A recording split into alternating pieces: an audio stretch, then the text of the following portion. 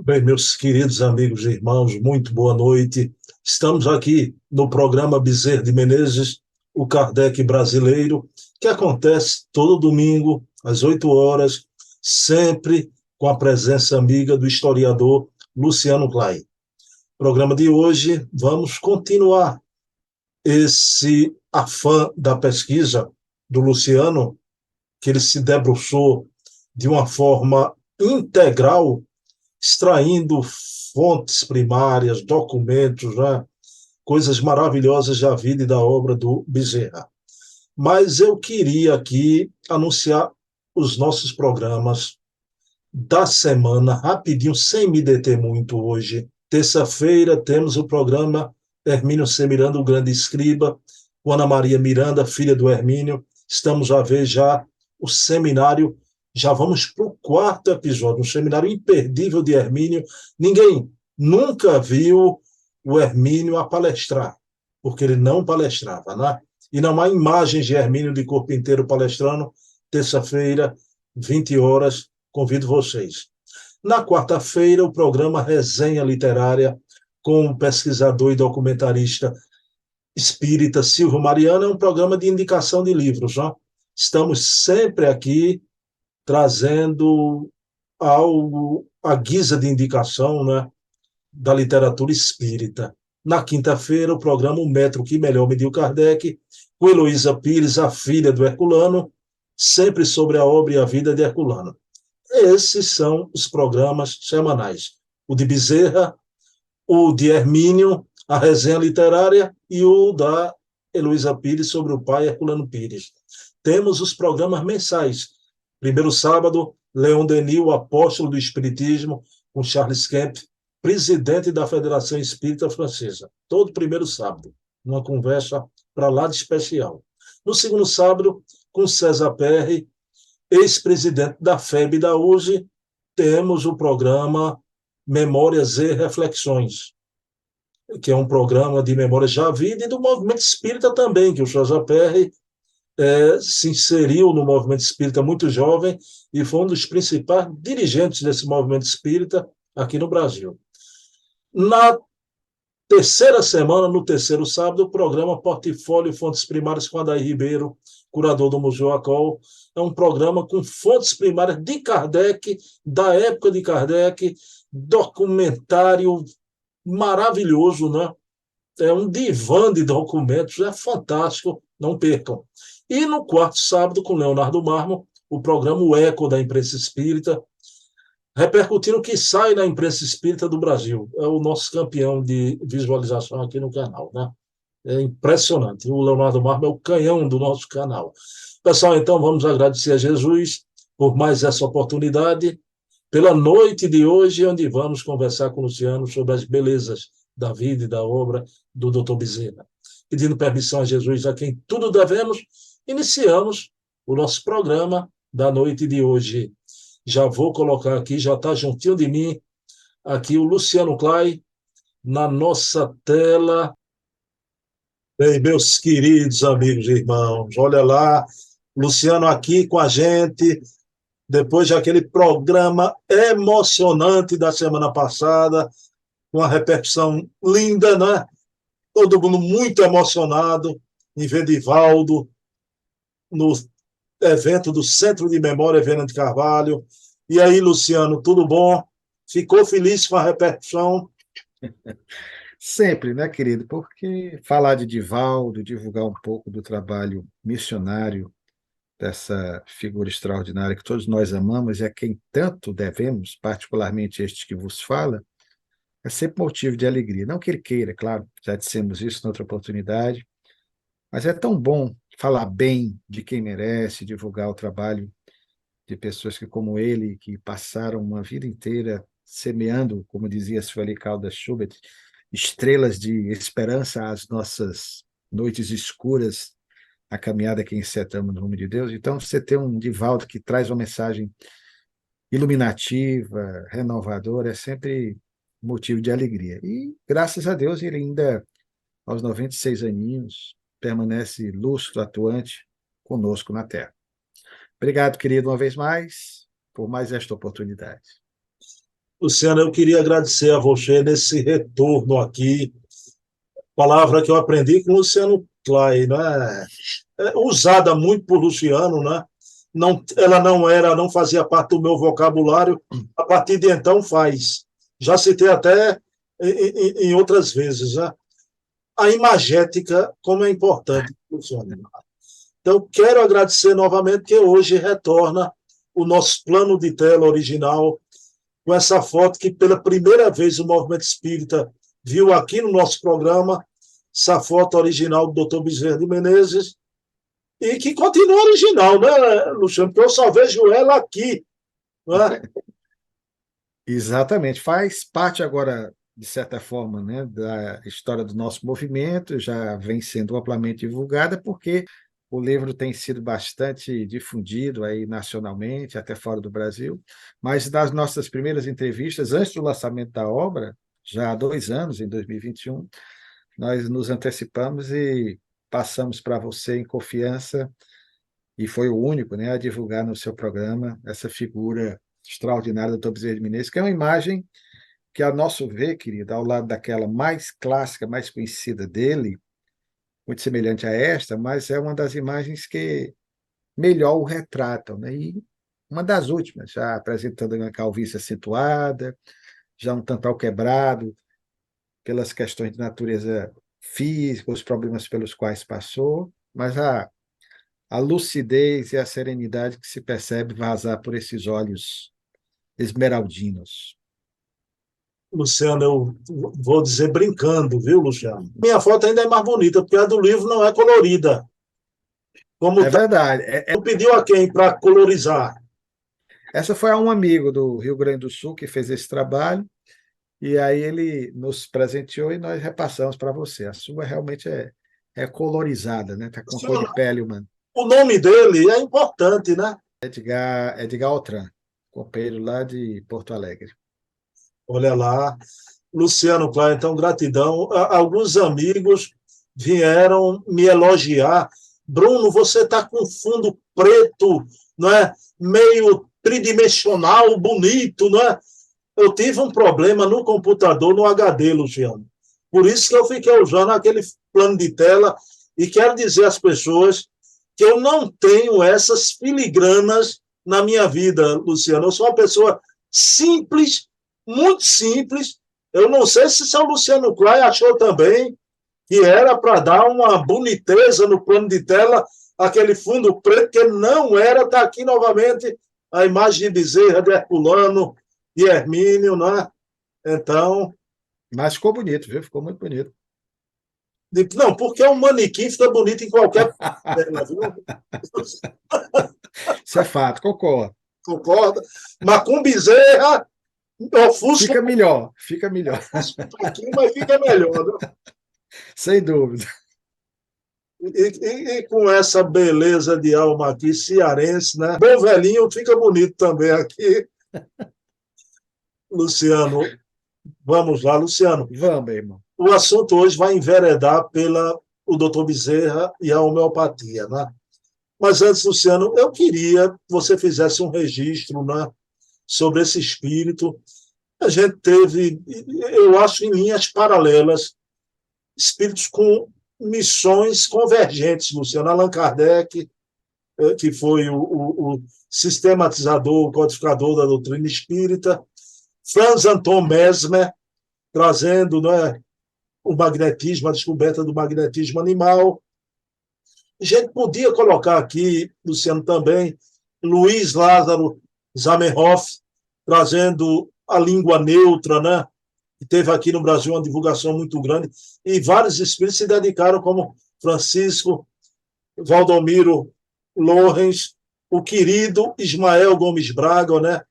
Mas, Luciano, esse espírito que trouxe à Terra a ciência das doses infinitesimais, a homeopatia, o querido Samuel Hahnemann.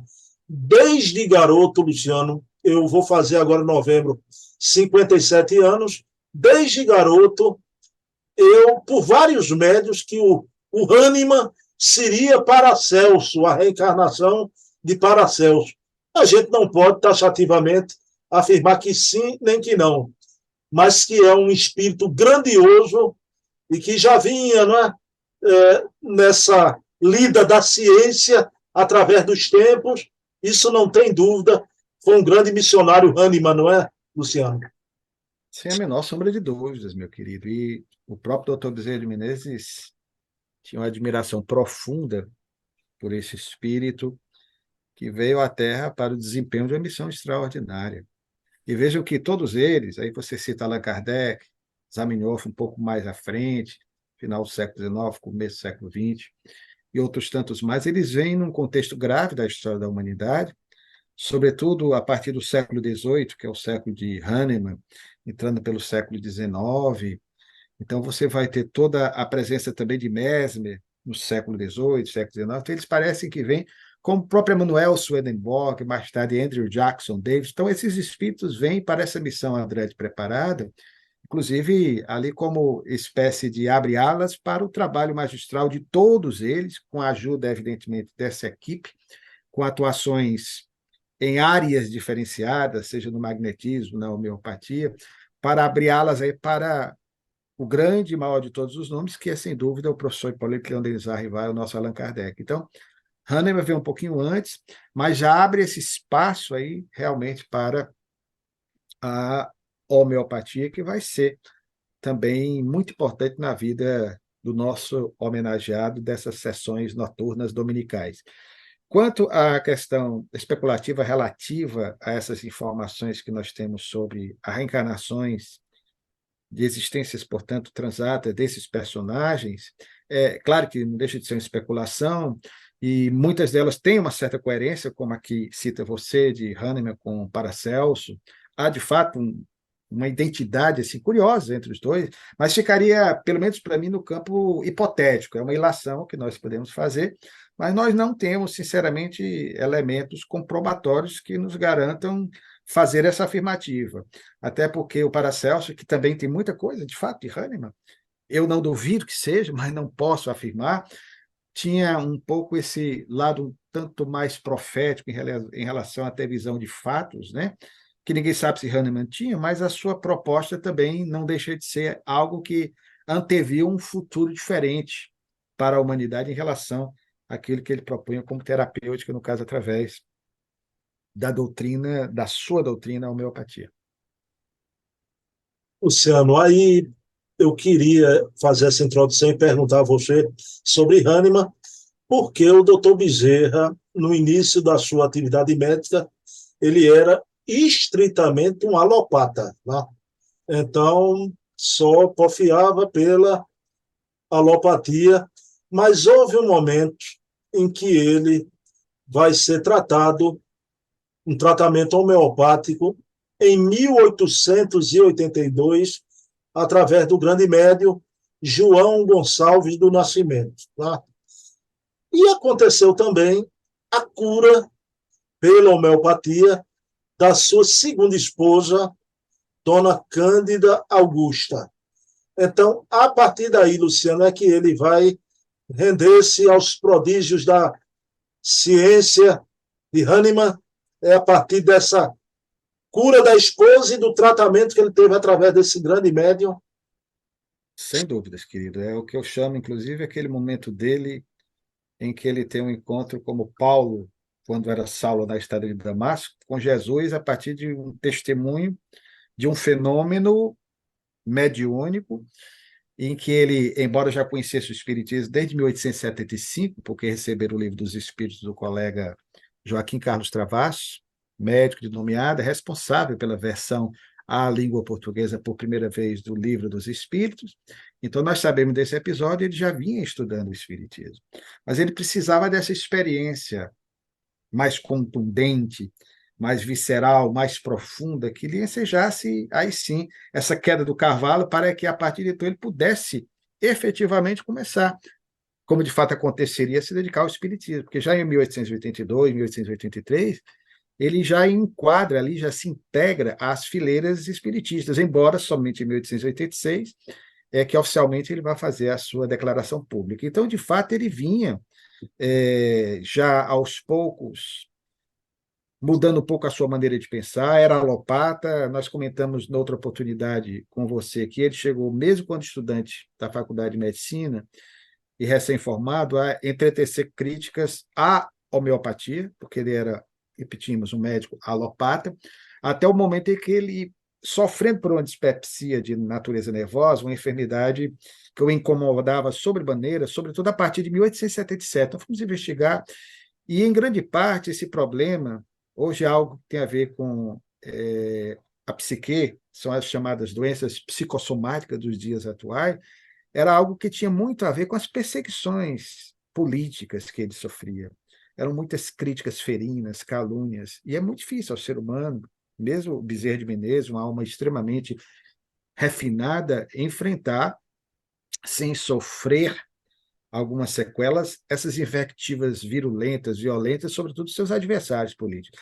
Então, ele se abate com isso aí. Nós vamos observar várias vezes ele se ausentando, um problema de saúde, que era algo desconfortável, uma dispepsia, um problema gástrico constante, e você percebe em algumas imagens dele, nesse contexto, nesses 5 anos, até 1882, de 1877 a 1882, que há momentos em que ele está bem magrinho, ele emagrece sobremaneira, depois ele volta a engordar.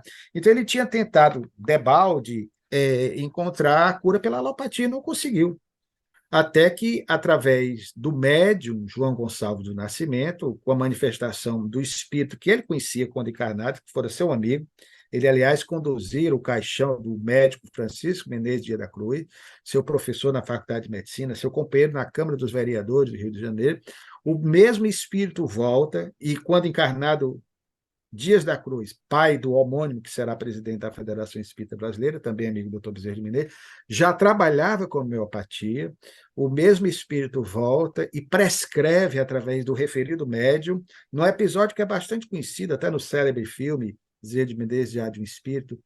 Essa cena é muito bem retratada e muito bem encenada.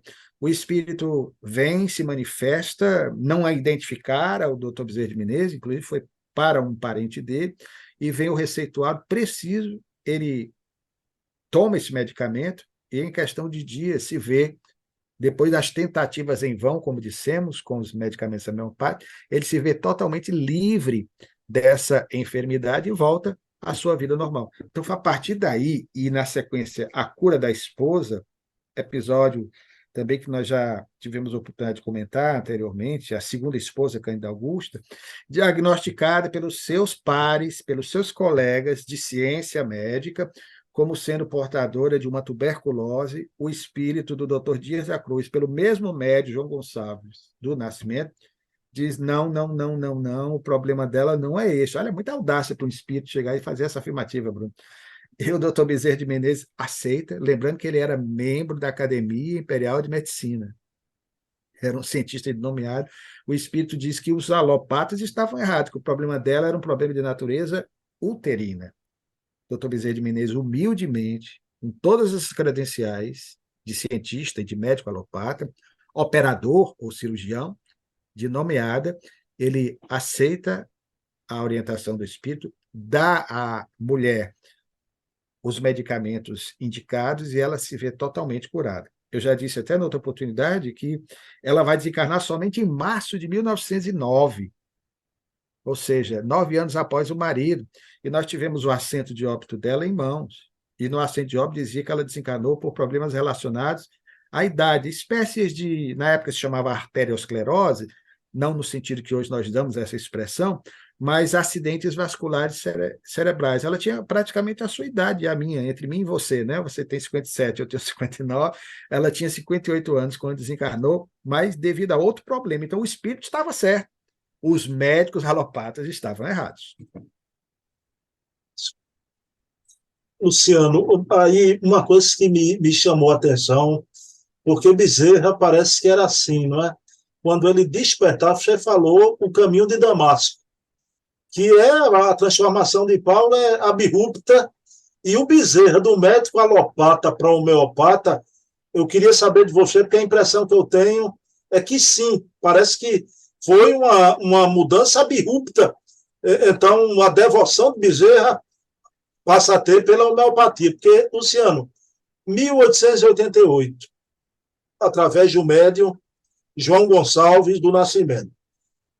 Em 1889, Luciano, um casal conhecido, desesperado, procura o doutor Bezerra para tratar pela homeopatia uma jovem, Maria da Glória, filha do casal, que estava, era uma criança, não era nem uma jovem, era uma menininha, engoliu uma agulha com linha e tudo. Luciano, e Bezerra vai curar a menina com homeopatia e vai fazer até com que a agulha saia. Eu queria que você se reportasse esse fato, mas que refletisse nisso. Luciano, um ano apenas já cura pelo médium. Doutor Bezerra já era procurado e um caso desse e tem pleno sucesso, né? Vai ser a partir dos anos 80 que vai ser um ano também de muitas perdas, aspas, né? Começam a desencarnar pessoas do seu convívio, da sua família, a mãe, o irmão mais velho, alguns dos filhos, e vai ser o momento em que ele vai também se declarar espírita. E o fato é que ali ele já estava trabalhando com a homeopatia, sobretudo nesse episódio citado por você, que nós garimpamos de um dos mais conhecidos jornais diários do Rio de Janeiro, foi Gazeta de Notícias. Essa notícia foi publicada em fevereiro de 1889, ano que, inclusive, no mês de abril daquele ano, dia 11, ele teria uma filhinha, na mesma idade da criança que ele salvou, 9 anos de idade, Cristiana, vindo a desencarnar. E ele salvou a vida dessa outra garotinha. Essa garota, ela, como muitas crianças da época, o nome dela, inclusive, era Maria da Glória, ela colocando para brincar uma agulha na boca e, como você citou, engoliu. Sem querer, engoliu a agulha e, para desespero dos pais, que, diz o jornal, chegaram a levar a criança para a Santa Casa, lembrando que naquela época a medicina era precária, você não tinha nem sequer a radiografia, muito menos a tomografia, não se dá para fazer um exame de imagem para saber a gravidade ou não da situação. Então, os médicos tentaram em vão, não conseguiram retirar a agulha e mandaram a criança de volta, já talvez até dando ali aos pais um alento, mas não lhes garantindo a sobrevivência da mesma. Imagina, você voltar com um instrumento desse, era quase que fatal. E aí os pais, desesperados, demandam ao consultório onde atendia o doutor Bezerra de Menezes, e aí ele já utilizando medicamentos homeopáticos, talvez algo que, de repente, facilitou a expulsão do objeto, né, estranho ao corpo da criança, e a criança, como você disse, espelha esse objeto com linha e tudo. Ali nós temos que entender também que deve ter havido, com a utilização do magnetismo, doutor Bezerra de Menezes, é uma ilação que fazemos, a massagem, a presença da espiritualidade, do envolvimento, e o fato é que a criança foi salva, para a tranquilidade talvez mais dos pais do que da menina, que parecia, embora algo angustiante, né? Quem já se engasgou com espinha de peixe, eu quando criança, é algo assim que você se desespera, você fica com aquela coisa, imagina uma agulha. Então, querido, foi um fato assim realmente extraordinário, né? Esse doutor Bezerra de Menezes. E o interessante é que nós pensamos e colocamos no livro Bezerra de Menezes, O Homem, Seu Tempo e Sua Missão, o reconhecimento a contragosto do doutor Bezerra dos pais, que publicaram uma nota intitulada Gratidão, em que eles dizem que não queriam, em hipótese alguma, ferir a modéstia, o espírito caridoso do doutor Bezerra de Menezes, mas eles sentiam na obrigação de externar publicamente o reconhecimento, a gratidão eterna pelo fato do doutor Bezerra de Menezes ter salvo a vida da filha deles. Luciano, mas o tempo, no ano seguinte, a cura pela homeopatia, o doutor Bezerra já fazendo o uso da homeopatia nos atendimentos, impressiona, ele era assim, não é? Sem dúvidas, né? Foi como a sua adesão ao espiritismo, embora nós digamos que ele precisou de 11 anos para sedimentar suas convicções, mas ele estava ali estudando o espiritismo desde 1875. Nós temos uma carta que publicamos também nesse livro, que nos foi presenteada pelo saudoso amigo Eduardo Castro Bezerra Neto, sobrinho trineto do Dr. Bezerra de Menezes, em que o Dr. Bezerra de Menezes escreve ao irmão para confortar o irmão em 1880 pela desencarnação de uma prima irmã do Dr. Bezerra de Menezes. Essa irmã desencarna na cidade de Baturité, aqui no Ceará, e ele conforta o irmão, e você já vê ali você percebe na carta todo o alento que ele tenta propiciar ao irmão mais velho, dando-lhe as diretrizes seguras que o Espiritismo nos passa acerca da imortalidade da alma. Então, os conceitos que ele emite ali são conceitos eminentemente espíritas. E já dissemos também, em outra entrevista que lhe demos, num dos nossos encontros semanais, que já em 1883, portanto, um ano após praticamente esse processo aí da cura da esposa, o doutor Bezerra de Menezes começa a escrever no Reformador, antes da existência da Federação Espírita Brasileira oficialmente, que é de 1884, e antes da sua adesão pública ao Espiritismo. Então, a homeopatia, Bruno, certamente corroborou para que ele, o mais rápido possível, pudesse, diante da fenomenologia que começava a estudar em termos mediúnicos, e com a ação desse médium, um receituário mediúnico, e aí você tem a homeopatia, mas não somente uma homeopatia aplicada pela medicina, pelos médicos homeopatas, mas por um médico homeopata do espaço, vamos assim dizer, expressão de época, ou seja, do mundo espiritual, que no caso era Dias da Cruz, através de João Gonçalves do Nascimento. Luciano, aí o Bezerra, agora já homeopata, também ele vai atender nas farmácias, né? E há duas célebres farmácias, né? Isso, estamos agora no ano de 1894. Tá? A farmácia homeopática Cruzeiro do Sul, o Bezerra vai atender, mas ele não era o proprietário da farmácia, não. Ele apenas dava atendimento, Luciano. Primeira farmácia, Cruzeiro do Sul. Sim, Bruno. Essa farmácia, inclusive, ela era desconhecida, as biografias, nenhuma anteriormente chegou a contemplá-la.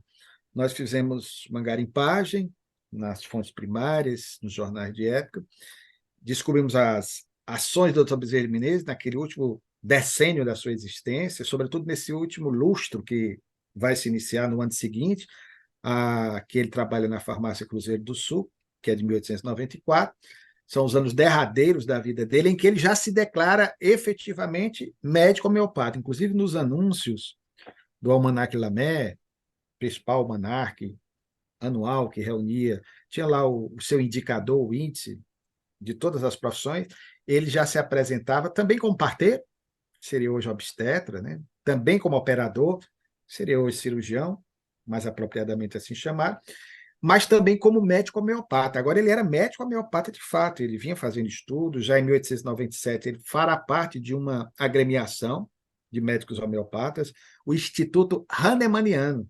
Ele vai ser um dos integrantes e fundadores dessa instituição, que nós também descobrimos que era uma das sociedades das quais ele fazia parte. E realmente, querido, essa farmácia Cruzeiro do Sul, nome até muito sugestivo, né? Cruzeiro do Sul tem tudo a ver com a nossa destinação histórica do Brasil, do nosso país maravilhoso, o símbolo da cruz, do cruzeiro.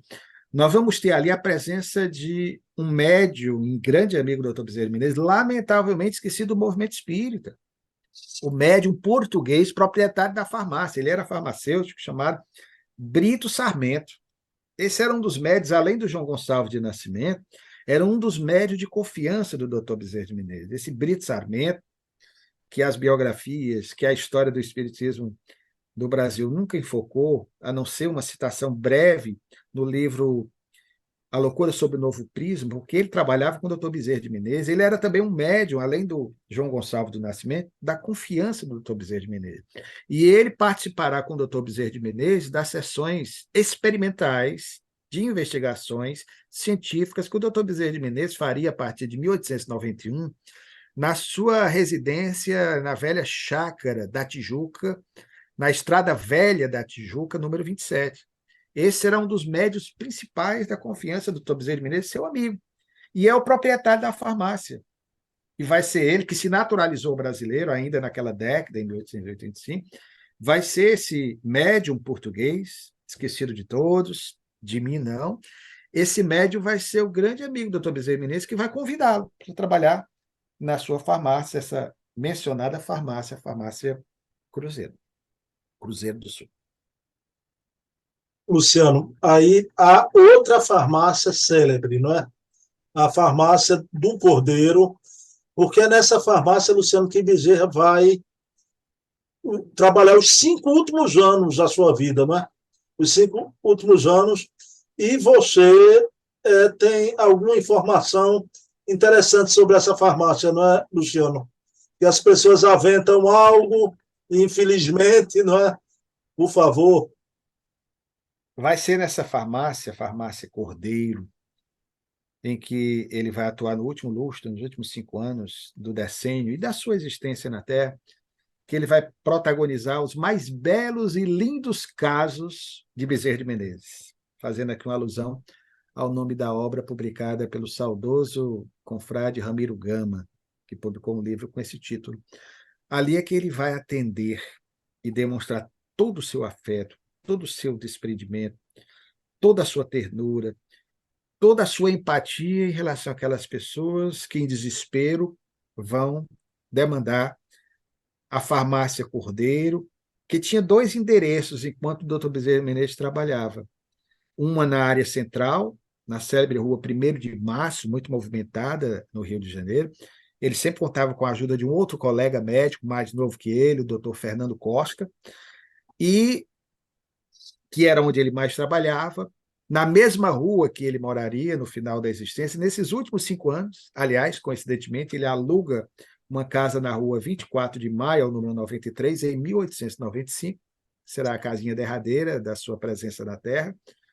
Conseguimos até uma fotografia raríssima dessa casa, do começo do século passado. E a farmácia ficava na mesma rua, 24 de Maio, 116. Por isso, até já comentamos noutra oportunidade, meu amado irmão, que sempre nos inculcava o fato do Dr. Bezerra de Menezes, diziam as biografias, ele atendia até altas horas da noite. Como é que ele poderia atender se não tinha automóvel naquela época, o meio de transporte era precário, para voltar de casa ou a cavalo, a charrete ou a pé. Então, se ele morasse longe, ele não podia atender até 9 horas da noite, que no século retrasado já era noite bastante avançada. Então, ele atendia até altas horas da noite porque ele caminhava. Ele ia para a casa dele, ficava no número 93, a outra no número 116, eram poucos passos. E ali ele varava a madrugada, muitas vezes. Daí nós entendemos, funcionando quase como um hospital.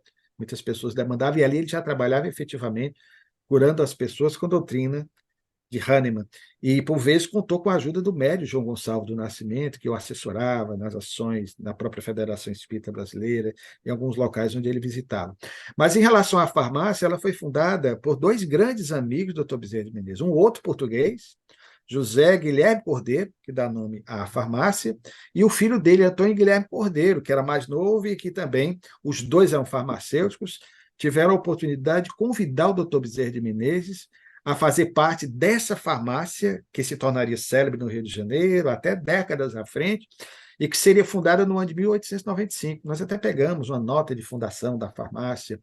Então, eram sócios os dois e o médico Fernando Costa. Então, Bezerra não tinha uma sociedade propriamente na farmácia, mas ele participava pelo carinho, pela admiração dessa família de origem portuguesa. Mais uma vez, os portugueses na vida do Dr. Bezerra de Menezes, né? Então, ele tinha muitos amigos portugueses. Então, esses 2 farmacêuticos, que eram espíritas, frequentavam o Centro Espírita Antônio de Pádua, no Rio de Janeiro, vão ali testemunhar o Dr. Bezerra de Menezes e muitas vezes até ficar angustiados, porque o Dr. Bezerra de Menezes, e é fato isso, atendia as pessoas gratuitamente, e mesmo sendo baratos remédios homeopáticos, né, muitas vezes ele acabava nas medicações que passava, no aviário, lá ele colocava e o farmacêutico tinha que arcar, né, e dar o medicamento gratuitamente, e vai ser nessa farmácia que vai acontecer o célebre episódio do anel de formatura. Vai ser ali palco desta que é uma das mais emblemáticas cenas de ação, de fato, do Médico dos Pobres. O que você nos indaga, querido, para fechar essa pergunta em relação à dúvida, é que quando nós pesquisávamos e no movimento espírita nacional durante muito tempo, e até nós mesmos, no outro livro que publicamos sobre o Dr. Bezerra de Menezes, no ano 2000, pela editora Lachado, nós não tínhamos essas informações, nós não havíamos aprofundado as buscas, e havia um local em que as pessoas diziam que era a Farmácia Cordeiro, que durante muito tempo funcionou no Rio de Janeiro, na Rua da Constituição atual, ao número 55. E, na época, as pessoas faziam propagandas, faziam campanhas, funcionou até um núcleo espírita durante um bom tempo, e todo mundo dizia, olha, ali foi a farmácia onde o Dr. Bezerra de Menezes atendeu, nesses corredores ele pegou, passou a mão ali, muita gente foi curada por ele, a ação da espiritualidade. Só que nós descobrimos que essa farmácia Cordeiro, da Rua da Constituição, é a mesma farmácia Cordeiro, sim, de fato, mas no endereço diferente. O doutor Bezerra nunca esteve no endereço do prédio que diziam que ele tinha estado e tinha pego nos corredores, né, passado a mão no corrimão, melhor dizendo. E o fato é que ali, portanto, ele nunca esteve, fisicamente, pelo menos, não. Um prédio antigo, é de época. Essa farmácia Cordeiro só se instalou nesse local, porque era um prédio alugado, em 1908. Mas até 1906 ela funcionava na rua que fizemos menção, 24 de maio, ao número 116. Então ela mudou de endereço, passou para a Rua da Constituição, quando o doutor Bezerra Menezes já estava residente no mundo espiritual há 8 anos. Luciano, o que teve de gente que passava ali, a mão no corrimão, hein? E eu já vi também, se você me permite, um amigo muito querido, claro que aí é por questão de crença, a gente respeita, eu sou muito cuidadoso em relação, para não ferir suscetibilidade, um amigo muito querido, que já se encontra no mundo espiritual. Luciano, vou mandar uma fotografia para você do birô que o doutor Bezerra Menezes atendia nessa farmácia. Aí eu fiquei assim, manda a fotografia para colocar no outro livro. Eu não coloquei, evidentemente, porque quando eu vi o birô, era um birô dos anos 1930, 1940. Inclusive, naquela época, a madeira era de lei, os birôs antigos. Esse que ele me mostrava era aquele que tinha um capeadozinho, né? Aquelas folhas que você percebe já estavam se soltando, muito comum dos móveis dos anos 50, e olhe lá, é até algo mais recente. Então, infelizmente, não era o birô que o doutor Bezerra de Menezes atendia. Pelo menos naquela época não havia birôs assim. Bem, Luciano, eu ia trazer agora aqui para você uma questão de um prognóstico que Bezerra fez. Mas eu estava aqui ouvindo você me ocorreu, eu vou deixar esse prognóstico para o final, que eu acho um prognóstico tão lindo, né? O que Bezerra vai fazer de público, mas tem outra questão que não é menos linda, né? É impressionante. Luciano, eu não sabia, todo domingo eu digo isso aqui, viu, pessoal? Eu não sabia, eu não sabia, eu não sabia. Estudando a pesquisa de Luciano Bezerra de Menezes, O Homem, Seu Tempo, Sua Missão. Luciano, o Bezerra de Menezes, pessoas enviavam pacientes para o Bezerra atender na FEB, através dos passes magnéticos. Né? Aí, veja bem, né? Há um caso impressionante de um garoto, né? Curado de paralisia infantil. Né? Você podia trazer isso para a gente? Eu soube dessa informação através de um saudoso amigo, seu conterrâneo, Antônio de Souza Lucena, que viveu no Rio de Janeiro. Lucena, que eu tive a oportunidade de privar da amizade dele, de ter vários contatos telefônicos com ele. O Lucena escreveu várias biografias de vultos espíritas. Ele tem uma contribuição que deve ser sempre lembrada à história do espiritismo no Brasil, porque foi um dos poucos a compor biografia de vultos espíritas, publicando-os sempre no Anuário Espírita da IDE, que saía anualmente, com as biografias dele, até o final da existência. O que esse companheiro fez? Mas os livros deles, Pioneiro de uma Nova Era, ele trabalhava muito com biografia. Então, ele tem vários livros publicados, um até em parceria com o Paulo Alves Goldói. Né? Então, ele publicava artigos no anuário, velho Anuário Espírita da IDE, né? Que saía todo ano. Então, sempre que desencarnava alguém do movimento espírita, naquele ano, a biografia era do Lucena. Ele escrevia muito também em jornais espíritas. Enfim, um companheiro que deixou um legado aí, não pode ser esquecido. Além dele ter sido fotógrafo profissionalmente, e nós homenageamos agora o Lucena por conta da sua pergunta, ele também, na época em que nós não tínhamos as facilidades, como hoje nós temos, da computação gráfica, de pegar uma imagem dessa, colorizar, colocar, melhorar, ele fazia tudo artesanalmente, com as fotografias que ele tinha.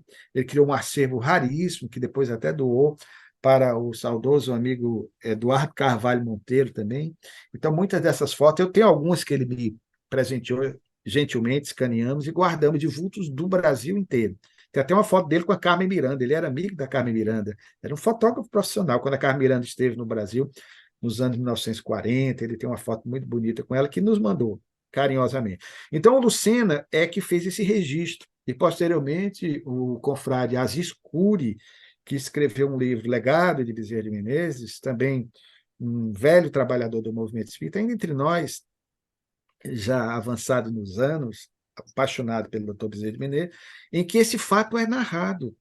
O Lucena coloca que o grande trabalhador do movimento espírita que ele conheceu dos anos 1960 e 1970, chamado João Carlos Guimarães, era o garotinho da história. O pai dele, um médico desencarnado em 1899, de formação materialista, a mãe espírita, e ele teve uma paralisia infantil inopinadamente, e os pais se desesperaram, tentaram em vão a cura com os médicos alopatas da época e não conseguiram, não conseguiram em hipótese alguma. Então a mãe insistia e o pai recusava, até que o pai, diante do problema do filho, se rende e aceitaram levá-lo à sede da Federação Espírita Brasileira, o doutor Bezerra era presidente, para que ele pudesse conversar com o doutor Bezerra de Menezes, que depois, na própria residência do garoto, é possível que tenha ido, embora nós não tenhamos como fazer essa afirmativa, ao lado do João Gonçalves do Nascimento, eram muito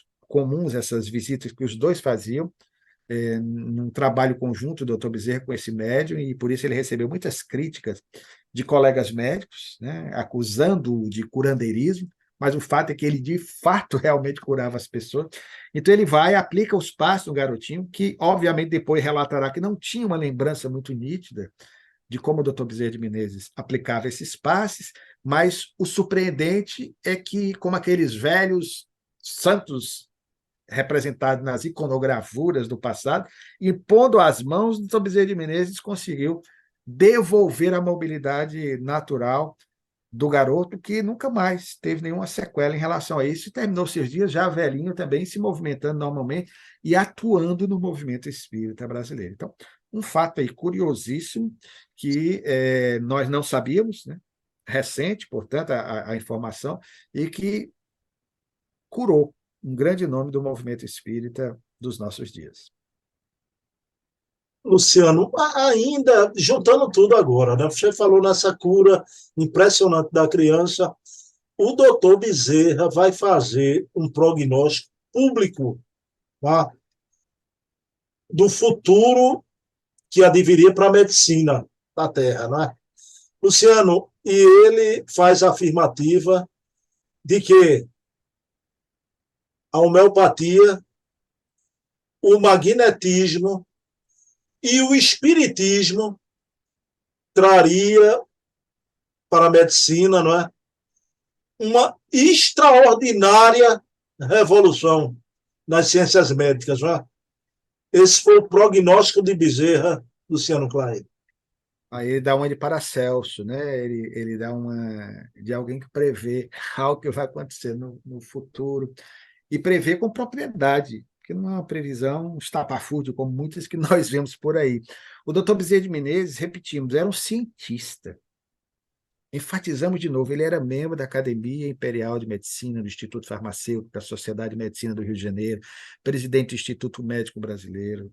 Então, é um médico de respeito, com obras publicadas.